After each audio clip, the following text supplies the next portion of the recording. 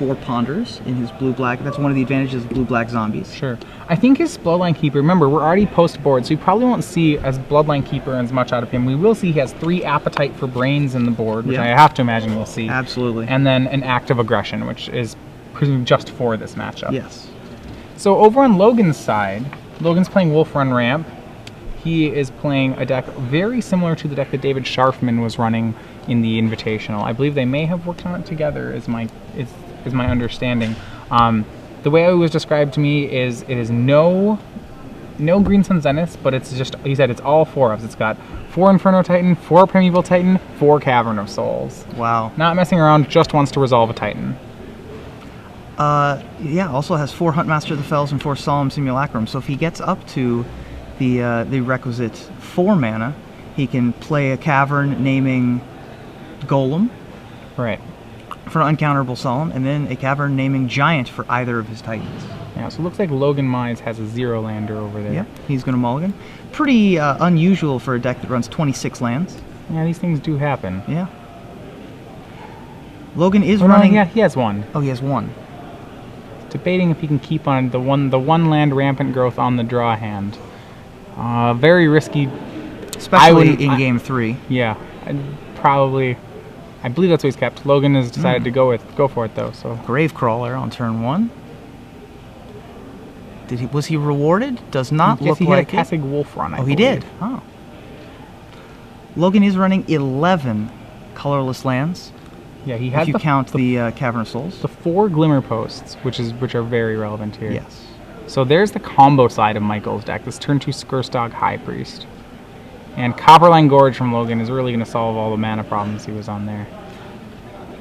Some of the Wall of Tanglecord from Logan. Very good here. Very defensive card. Early on when Skurstag High Priest was seeing a lot of play, people were comparing it favorably, although probably incorrectly, to Stoneforge Mystic, saying that it's a 1-2 that put an unbeatable monster into play on turn 3. There are games where it does a great Stoneforge Mystic impression in that way. It is still probably an ambitious comparison. But it is a fine card. So the Blood Artist down, Michael's really just setting up a critical mass here. Sweepers. So in Logan's deck he has 1 Whip Flare, 4 Slagstorm, all of which have hopefully are probably boarded in. The bigger thing is that he doesn't have 1 in his hand, and Michael Marlow has really just decided to put all his chips on the table here. He's probably, he's almost dead to a sweeper, but remember, Logan doesn't have one. What Logan does have is he has a Wormcoil Engine, which he's going to go toward very quickly. But because of what Michael has going on here, if Michael can start to make demon tokens, it's not going to really matter that I guess the Wormcoil Engine is still going to be fantastic. Yeah. But if he can make enough demons, he could even, in theory, race it. Now, Logan has 1 Whip Flare, 4 Slagstorm, 2 Devil's Play, and 3 Beast Within to be able to take care of the Skurstag High Priest outside of combat. Some number of those were probably cut to make room for some of the other cards he has in deck. The Wall of Tanglecords are probably better than something like a Beast Within in this matchup. Beast Within primarily for the control style decks. They do have 3 in the main. It's a very versatile card. And it is entirely possible that Logan did not see the 1 of Skurstag High Priest during either of the first 2 games. So we're going to cast Appetite for Brains. Appetite for Brains' options are either a Primeval Titan or a Wormcoil Engine. Huntmaster of the Fells.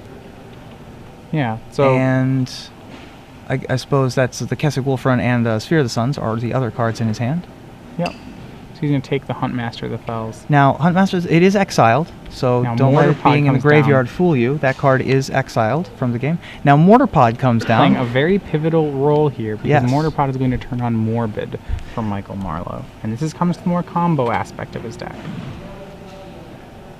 Now, just so everyone at home knows, Brad Shepard, the #1 overall seed in the tournament, playing blue-white mid-range, has defeated Ian Farnung, who we saw in the last round, to move on to the semifinals. Yeah, Brad is playing the blue-white mid-range deck, very similar to the Sam Black style deck. I think it actually is the same list that Sam used at the World Magic Qualifier. So it's like the Delver list. Delver is how I've heard it described. Yes. So the winner here will be playing that.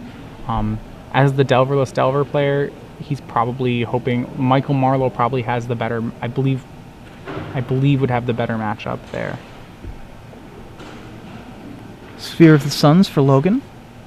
All right. So as we know, Logan has Primeval Titan and Wormcoil Engine. So the Mortar Pod is going to target Logan. So The effectively Blood do 2 Artist. damage. Yep. So and then he'll put a 5/5 into play. Yep. And then here's a demon. Now, what Mortar Pod can do here, when I was saying about the theoretically racing, is Mortar Pod Gravecrawler can't block, but if he gets a creature that can block, he can deny the life gain using Mortar Pod, which will be very key if he decides to go that route. Right. Deny the life gain off of Wormcoil Engine. Off Wormcoil Engine. Another Gravecrawler for Michael.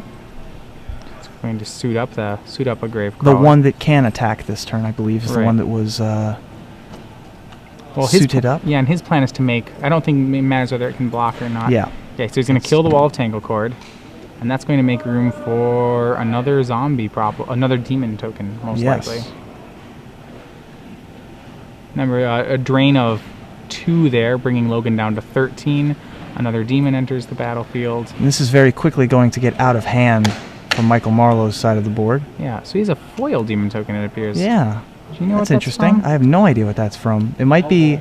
Oh, it's a Hell Vault token. Oh, wow. And now But we those have, were not initially foil. I believe there were only certain Hell Vaults that had foil tokens Yes, in them. this is a... It's a very nice token, then. Yes, it is. So instead we have a Versus token. All right. Can't really tell which one that is from my angle, but Michael Marlow's last card is Steel Sabotage, which could just be all sorts of good completely... here.